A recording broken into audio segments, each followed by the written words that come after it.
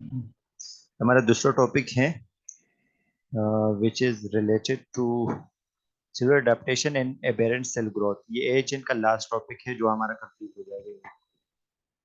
In the cell biology and pathology, cellular adaptation refers to change made by a cell in response to adverse environmental change।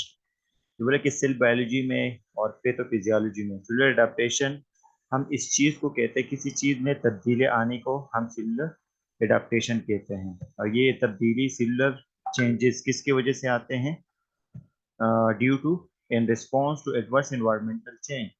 किसी भी माहौलियाती तब्दीली की वजह से cellular changes आ जाती है। एडेप्टेशन में भी फिजियोलॉजिकल, ये तब्दीली जो है फिजियोलॉजिकल भी हो सकती है, यानी फंक्शनली जो नॉर्मल है, या पैथोलॉजिकल कुछ डिजीज प्रोसेस की वजह से भी तब्दीली आ सकती है। यानी जैसे एक्यूट टाइप ऑफ टेम्परेचर जो है, हाई टेम्परेचर की वजह से क्या होता है, सिलर सिलर डेथ हो सकती है, तो ये पैथोलॉजिकल हो सकते हैं।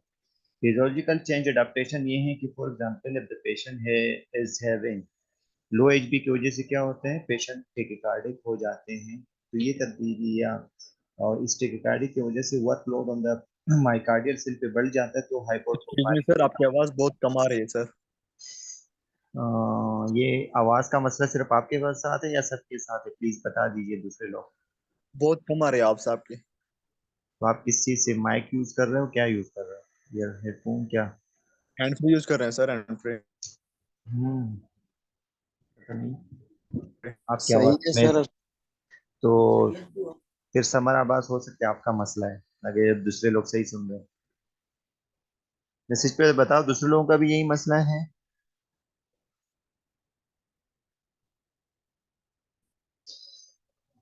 कोई बोल ही नहीं रहा।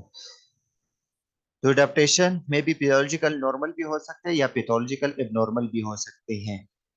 मैंने आपको कहा कि जब workload on the myocardial cell workload on the myocardial cell, तो जब वर्कलोड बढ़ जाता है तो ये हाइपरट्रोफाइज हो जाता है, तो ये क्या है, पैथोलॉजिकल है, नॉर्मल नहीं है। फॉर द शॉर्ट टाइम अगर workload on the myocardial cell आ जाए तो नॉर्मल फिजियोलॉजिकल चेंजेस हो जाती हैं, तो इसका कोई मसला नहीं है। तो ये कह रहे हैं कि जो एडाप्टेशन है वो कोई भी इन्वायरमेंटल चेंजेस की वजह से आ सकती है।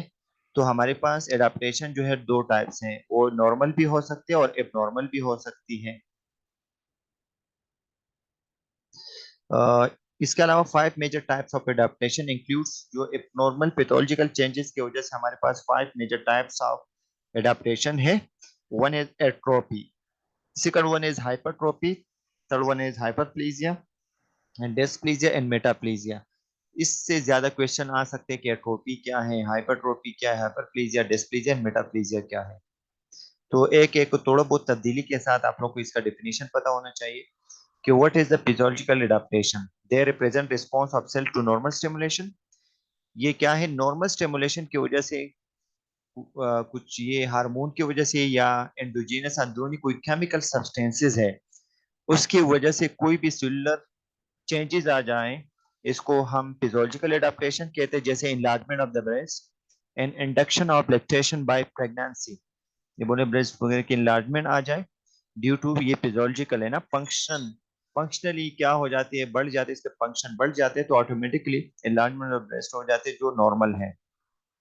और लैक्टेशन बाय प्रेगनेंसी, जो लैक्टेटेड मदर बिकम हो जाते हैं आफ्टर द प्रेगनेंसी, तो ये भी नॉर्मल फिजियोलॉजिकल एडाप्टेशन है जो नॉर्मल होती है।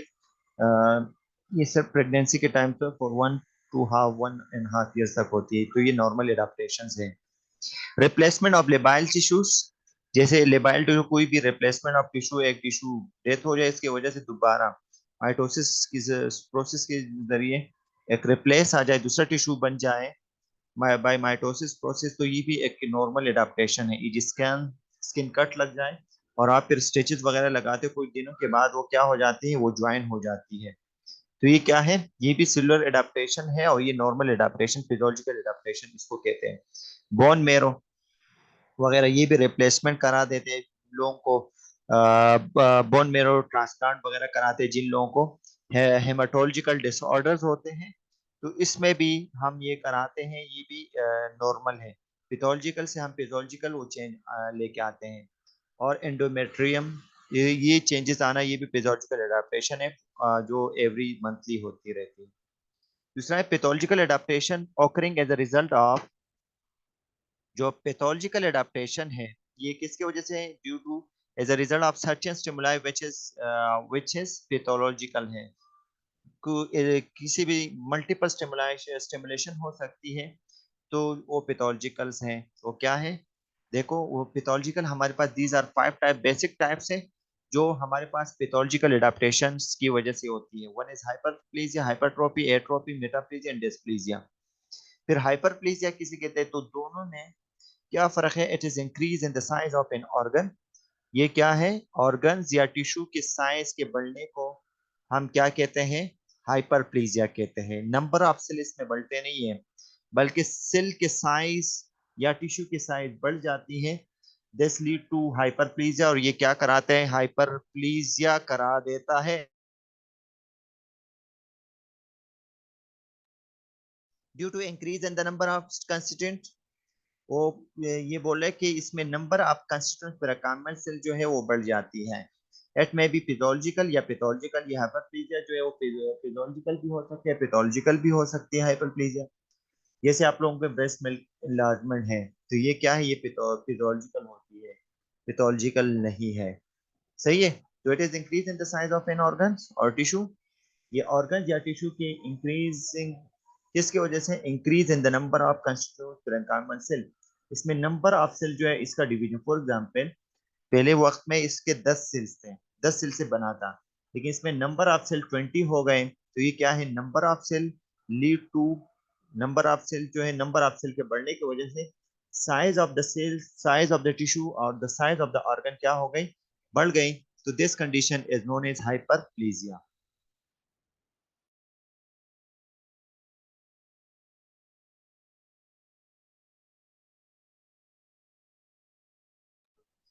फिर हमारे पास दूसरा क्या है, नेक्स्ट कंडीशन, नेक्स्ट वन हमारे पास फिजियोलॉजिकल हाइपरप्लेजिया। फिजियोलॉजिकल हाइपरप्लेजिया ये बता रहे हैं कि जो नॉर्मल होता है hormonal, as an in female breast during puberty and pregnancy. आपको ये बताना है कि फीमेल ब्रेस्ट जो है इनलार्ज होता है due to hormonal change, due to hormonal changes की वजह से।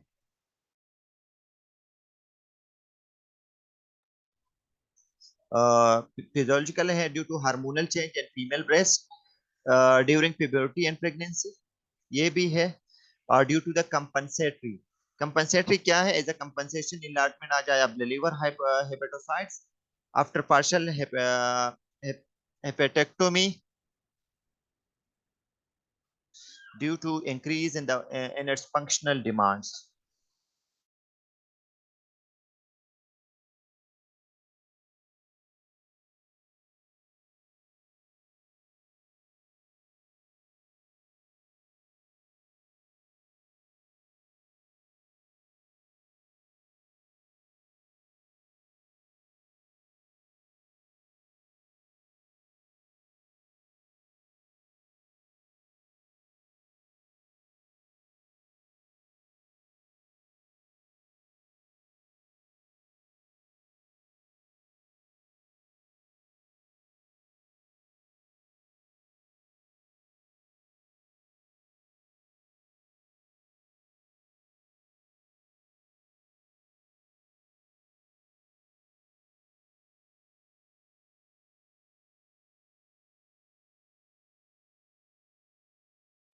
तो फिजियोलॉजिकल हाइपरप्लेजिया में हार्मोनल, ज्यादातर हार्मोनल इन्वॉल्व होते हैं, एस्ट्रोजन प्रोजेस्टेरोन हार्मोन का बढ़ जाना या कम हो जाना।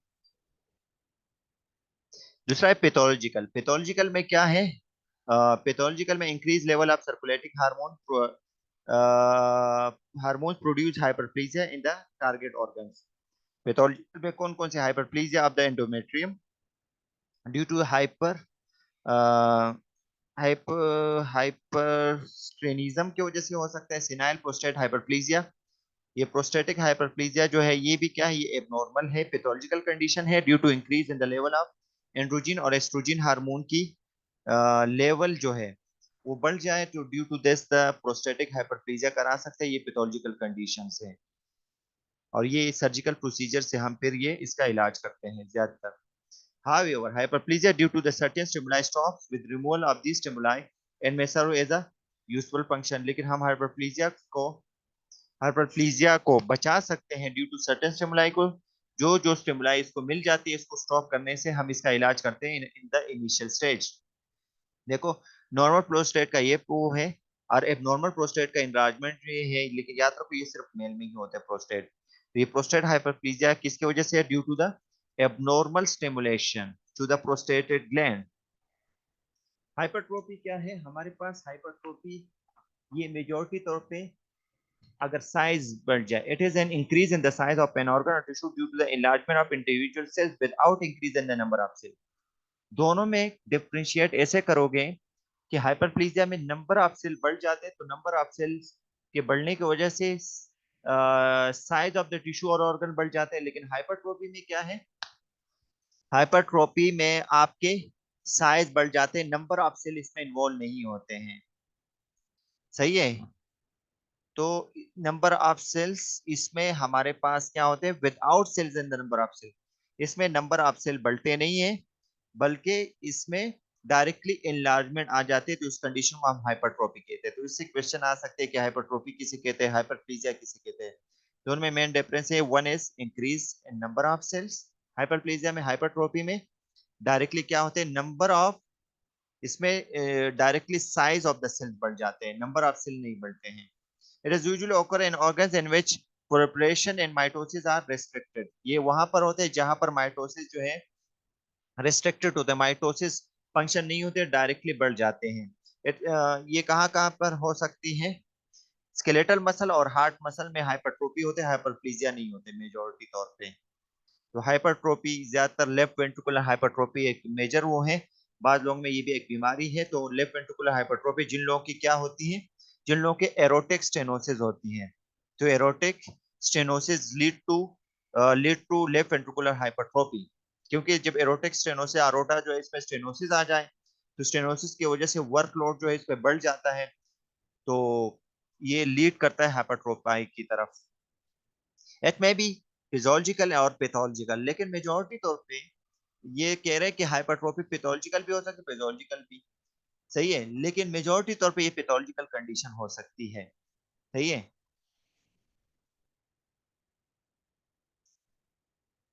फिजियोलॉजिकल हाइपरट्रोफी क्या है? जैसे फिजियोलॉजिकल हाइपरट्रोफी में प्रेग्नेंट यूट्रस जो है वो बढ़ जाती है, एंड मसल्स ऑफ एथलेट्स जो है ये भी, जैसे जैसे एथलेट जो है वो वॉकिंग वगैरह और जंपिंग वगैरह ये करते हैं, तो इन लोगों के मसल जो है वो इनलार्ज हो जाते हैं, तो ये फिजियोलॉजिकल हाइपरट्रोफी है, ये नॉर्मल है। पैथोलॉजिकल हाइपरट्रोफी, एडाप्टिव हाइपरट्रोफी वो क्या है?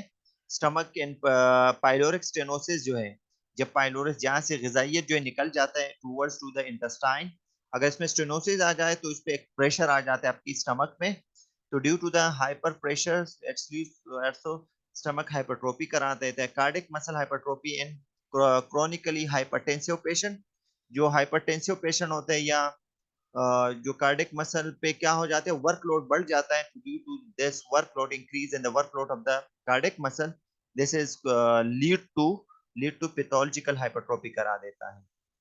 देखो, दिस इज हमारे पास हाइपरट्रोफी है, तो हाइपरट्रोफी में क्या है? Size of the cell. देखो, इसमें नंबर ऑफ सेल यहाँ पर 3 है।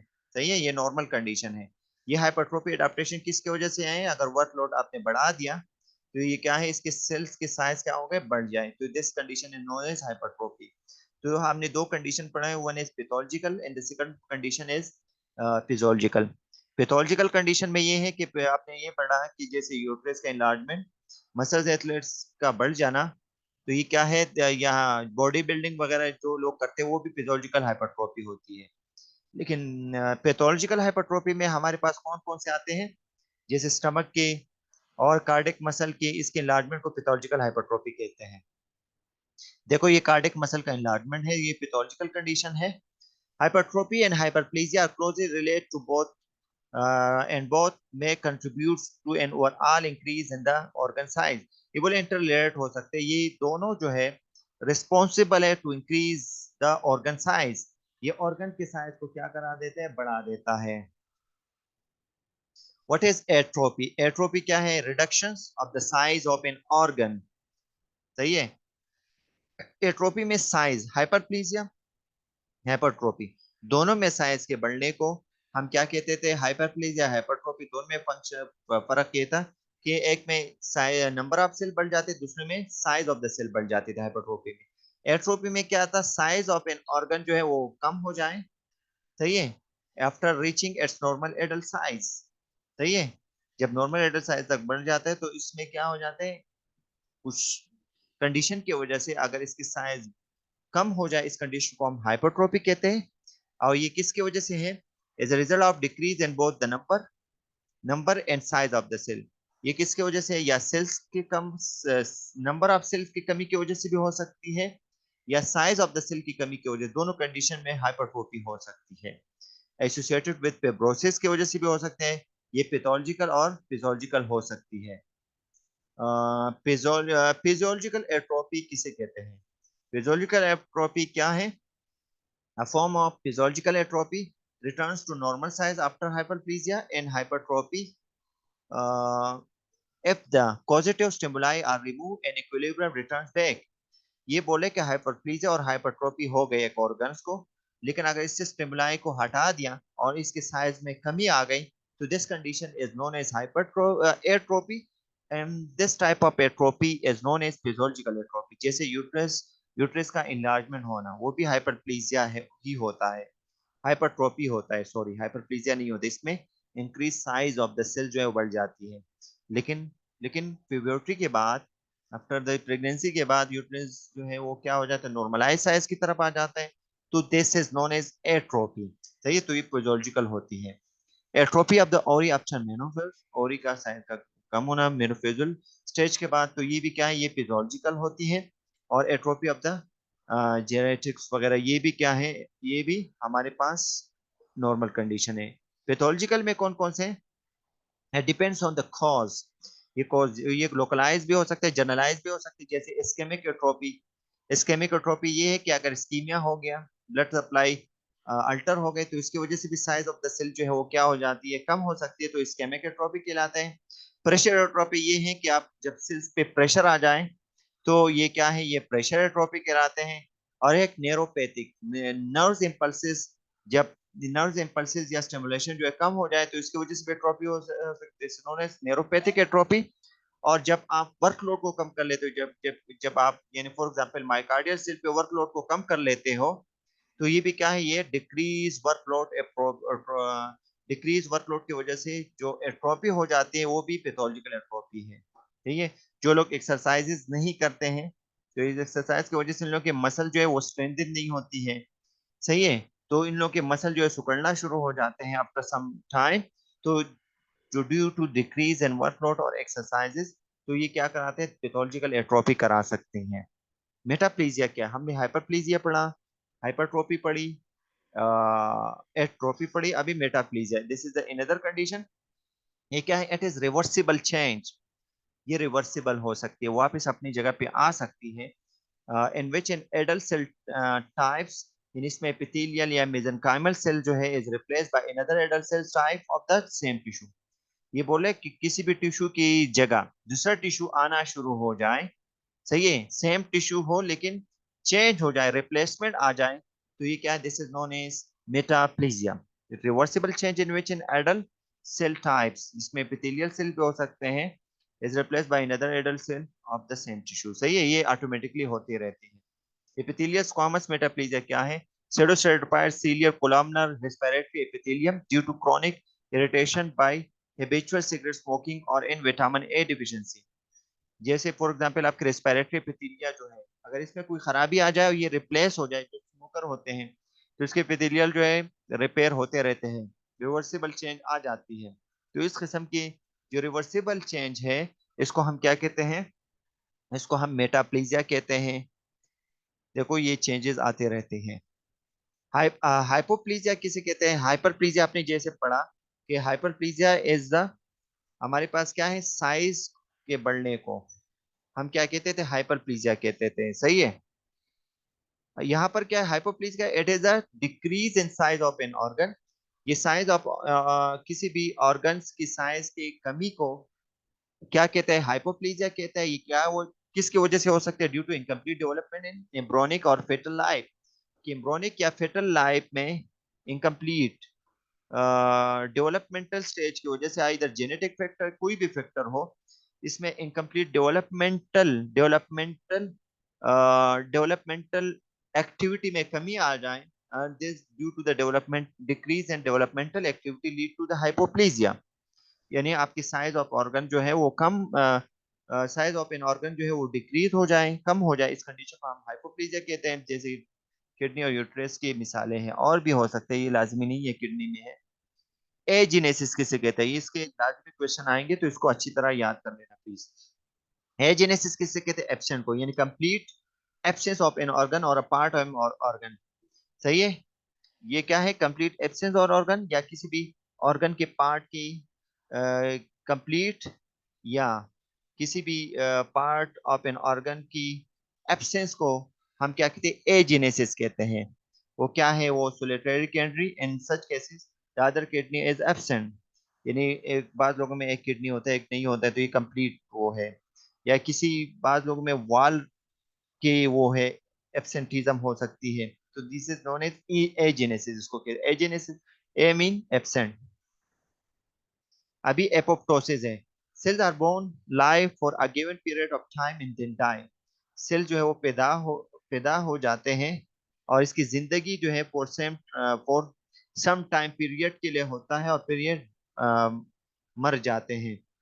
एपोप्टोसिस जो है फिजियोलॉजिकल सेल डेथ है, सेल सुसाइड कराते हैं, सेल डिलीशन है। जो सेल डिलीशन जो है पैथोलॉजिकल होता है, और प्रोग्राम सेल डेथ है ये नॉर्मल फिजियोलॉजिकल होती है। एपोप्टोसिस या program cell death is carefully coordinate collapse of cells, protein degradation, DNA fragmentation, followed by rapid engulfment or corpus by neighboring cells। ये क्या है, हमारे पास जो एपोप्टोसिस है, एपोप्टोसिस हमारे पास essential part of life for every multicellular organism from worms to human. हमारे पास एपोप्टोसिस जो है हमारे पास एसेंशियल पार्ट ऑफ लाइफ है, जो हर मल्टीसेलुलर ऑर्गेनिज्म के लिए लाजिम वल मलजूम है कि कब तक आपको बढ़ना है और कब तक नहीं बढ़ना है।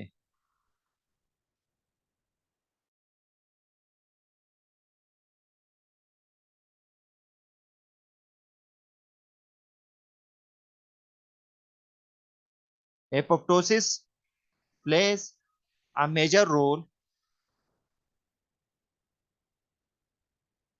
From embryonic development to senses. Apoptosis जो है हमारे पास मेजर रोल है, ये बोल रहे हैं कि एम्ब्रियोनिक स्टेज से लेकर एंड ऑफ लाइफ तक ये होता रहता है। हमारे पास फिर नेक्रोसिस वर्सेस एपोप्टोसिस। अभी नेक्रोसिस किसे कहते हैं, इसमें necrosis as the abnormal pathological, ये तो फुल पैथोलॉजिकल होता है। ये एपोप्टोसिस इसमें कुछ पैथोलॉजिकल है कुछ पैथोलॉजिकल है। नेक्रोसिस किसी का सिल्वर स्वेलिंग इसमें होती है, और इसमें सिल्वर स्वेलिंग एपोप्टोसिस में नहीं होती है। नेक्रोसिस में मेम्ब्रेन जो है वो ब्रोकन हो जाते हैं, जबकि एपोप्टोसिस में मेम्ब्रेन जो है एंटेक होते हैं, जो सेल्स के मेम्ब्रेन जो है, इसमें एटीपी जो है डिप्लीटेड एटीपी की कमी आ जाती है, जबकि एपोप्टोसिस के लिए रिक्वायर्ड एटीपी की जरूरत होती है, एडिनोट्राइफॉस्फेट की। इसमें नेक्रोसिस में सेल जो है लाइसिस करा देते हैं, ब्रेक डाउन हो जाती है, लेकिन इसमें पेगोसाइटोज होते हैं, इसमें कोई भी टिश्यू रिएक्ट नहीं करते हैं। नेक्रोसिस में डीएनए फ्रेगमेंटेशन इज रैंडम, इसमें फ्रेगमेंटेशन डीएनए की फ्रेगमेंटेशन हो सकती है, लेकिन इसमें लीडर लाइक डीएनए फ्रेगमेंटेशन होती है, अगर आप लोगों ने डीएनए को देखा हो। नेक्रोसिस में whole area of the tissue are affected, इसमें टिश्यू की जो वूल एरिया है वो पूरा का पूरा वो हो सकती है, अफेक्टेड हो सकती है। लेकिन एपोप्टोसिस में कोई खास इंडिविजुअल सेल जो है वो अफेक्टेड हो सकती है। व्हाट इज कैंसर, कैंसर क्या है, cancer is the name given to, हमारे पास ये भी इंपॉर्टेंट है।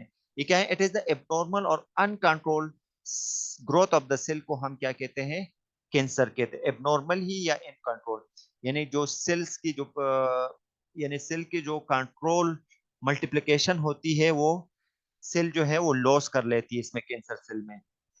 सही है, फॉर एग्जाम्पल एक सेल को 50 टाइम मल्टीप्लाई होना है, लेकिन जब ये अनकंट्रोल है वो 100 टाइम मल्टीप्लाई हो जाए, जब 100 टाइम मल्टीप्लिकेशन की वजह से इनलार्जमेंट ऑफ द सेल हो जाए, तो दिस टाइप ऑफ एबनॉर्मल और uncontrol growth of the cells को हम क्या कहते हैं, कैंसर कहते हैं। इस cells and the body has gene, हर सेल में या सेल और बॉडी में जीन्स होते हैं और इस जीन पे जेनेटिक कोड होते हैं और ये इंस्ट्रक्शन देती है कि कितने बार हमें डिवाइड होना है, कितने मर्तबा हमें रिप्लिकेट होना है। लेकिन ये जेनेटिक कोड की जब ये एबनॉर्मलिटी आ जाए तो ये लॉस करा देते हैं। तो तो इसकी वजह से सेल जो है मल्टीपल टाइम डिवाइड और रिप्लिकेशन कर लेती है और इस कंडीशन को हम कैंसर कहते हैं। Normal cell replicate themself exactly. Normal cell जो है खुद ब खुद रेप्लिकेट हो सकती है और ये जो नॉर्मल सेल्स होते हैं वो अपने रिप्रोडक्शन जो है वो स्टॉप कर लेते हैं 50 टू 60 टाइम्स के बाद। सही है, stick together in the right place और अपने आप को अटैच कर लेते हैं जहां पर इन लोगों को अटैच होना है। सही है, self destructed if they are damage, ये खुद डिस्ट्रक्ट हो जाते हैं जब भी डैमेज हो सकते हैं और बिकम स्पेशलाइज और मेच्योर, और ये मेच्योर हो सकती है। सही है, नॉर्मल सेल। जबकि जबकि कैंसर सेल में ये क्वालिटी नहीं होती है, यानी ये रेप्लिकेशन खुद ब खुद नहीं हो सकते हैं। ये stop reproduction after to 50 to 60 times की माइटोसिस के बाद ये नहीं होती है। इसमें इसकी ये प्रॉपर्टी नहीं होती है नॉर्मल सेल्स वाली। How does cancer develop? Develop कैसे, कैंसर जो है कैसे डेवलप होता है? They develop when a single cell gene develop a fault and are unable to regulate cell division। ये ये कैंसर सेल तब डेवलप होता है जब कोई खराबी आ जाए और ये अपने आप को सेल डिवीजन को रेगुलराइज नहीं ना कर सकता हो। इस कंडीशन को हम कैंसर कहते हैं। The cell begins to divide uncontrollably, cell जो है डिवाइड हो सकते हैं लेकिन अनकंट्रोलेबली हो सकते, अनकंट्रोल होते हैं। Development and to a lump known as tumour, कोई भी लम्प वगैरह डेवलप हो जाए, इस कंडीशन को हम क्या कहते हैं? इस कंडीशन को हम ट्यूमर कहते हैं। अगर आप डायग्राम में देख लो देखो मल्टीपल टाइम ये इनलार्जमेंट होती है और इसके ये नॉर्मल सेल जो है इसके side by side, right side और लेफ्ट साइड में। लेकिन जो सेंटर साइड में यहाँ पर क्या है, साइज ऑफ द सेल जो है वो क्या हो गई, बढ़ गई है। और नंबर ऑफ अगर सेल अगर बढ़ जाते हैं तो दोनों कंडीशन को फिर हम क्या कहते हैं? दोनों कंडीशन को हम, one is hyperplasia, the second one is hypertrophy. सही है, हाइपरट्रोफी में सिर्फ increase in the size of the cell बढ़ जाते हैं और जबकि हाइपरप्लेजिया में नंबर ऑफ सेल बढ़ जाते हैं। तो due to the number of cell increase की वजह से साइज ऑफ द टिश्यू और ऑर्गन बढ़ जाती है। कैंसर सेल क्या है? कैरी ऑन, कैंसर सेल जो है वो रिप्रोड्यूस हो सकती है, रिप्रोडक्शन जारी सारी रखती है और ये other cell around them ignore single from other cell around them, जो इसके अराउंड इर्द गिर्द जो सेल्स होते हैं इसके सिग्नल जो है इसको इग्नोर करते हैं। डू नॉट स्टिक टुगेदर, अपने आप को अटैच नहीं कर सकते हैं, इसलिए वो हर जगह मूव करते रहते हैं, मूव करते हैं। रिमेन इमेच्योर, और ये इमेच्योर रहते हैं। डू नॉट डाई, ये मरते नहीं है। If they move to another part of the body, अगर ये दूसरे अगर एक ये सेल जो है दूसरे part of the body move कर लेते हैं, ये मरते नहीं है। लेकिन नॉर्मल सेल को अगर दूसरी जगह लेके जाए तो वो मर जाते हैं। तो इसकी ये प्रॉपर्टी है, कैंसर सेल मरते नहीं है इस तरह। तो इस कंडीशन को हम जैसे है मेटास्टेसिस, जो इस कंडीशन को हम कहते हैं। सम फैक्ट अबाउट कैंसर के बारे में क्या है? 3 and 10 people will be diagnosed when cancer during their lifetime। ये बोले कि 10 लोगों में से 3 लोग जो है लाइफ टाइम में, अगर हम इसको देख ले तो 10 लोगों में से 3 लोग उसको कैंसर हो सकती है। The rest of cancer increase with age, जैसे जैसे उम्र बढ़ जाती है तो कैंसर की चांसेस बढ़ जाती हैं। तकरीबन 65% जो न्यू केसेस है कैंसर की are diagnose in people over the age of 65। इन 65 लोगों 65% लोगों में जो कैंसर डायग्नोस हो चुके हैं, अगर इन लोगों को उम्रें देखी गई है तो उन लोगों की उम्रें जो है 65, 65 साल से उम्रें ज्यादा थी। तो ये कह रहे हैं कि जैसे जैसे आपके एज बढ़ जाती है तो चांसेस ऑफ कैंसर बढ़ जाती है। Terms to know about when discussing neoplasia, वो कौन कौन से न्यूप्लीजिया को डिस्कस जब करते हैं? मेटास्टेसिस। आप लोगों ने मेटास्टेसिस पहले भी पढ़ा है कि spread of malignant tumour from one side to another with blood और लैम्प सिस्टम, लिम्फेटिक सिस्टम जो है। ये बोले कि मेटास्टेसिस किसे कहते हैं? एक हमने मेटाप्लीजिया पढ़ा था, यानी replacement of one cell on another cell.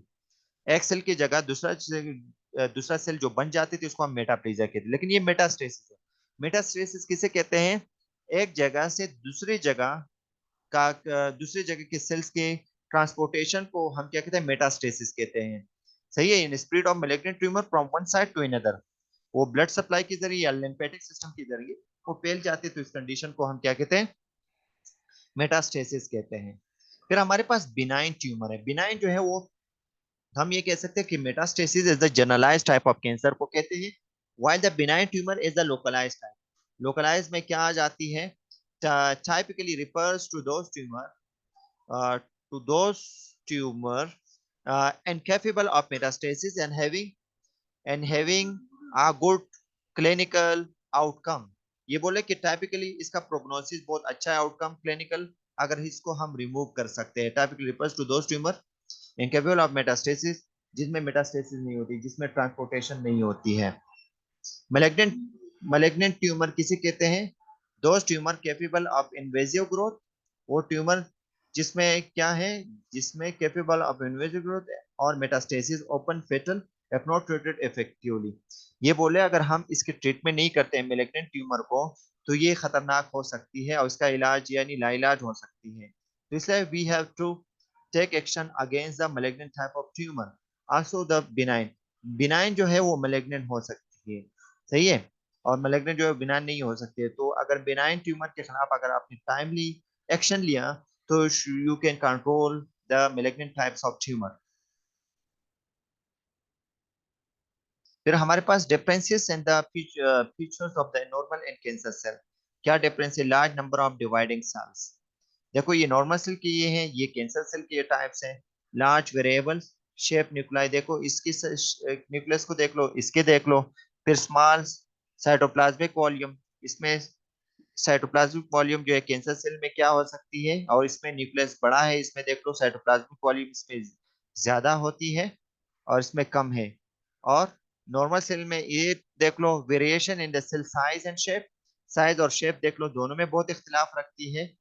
और इसमें क्या है, इसके सेल फीचर्स देख लो और इसके देख लो।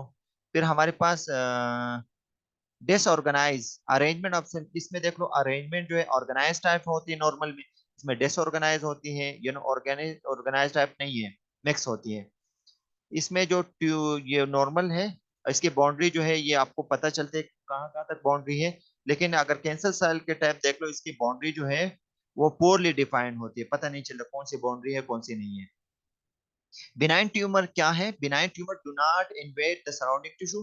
बिनाइन ट्यूमर जो है सराउंडिंग टिश्यू में इन्वेड नहीं हो, इन्विजन नहीं हो, दखल अंदाजी नहीं करती है दूसरे बॉडी पार्ट्स में।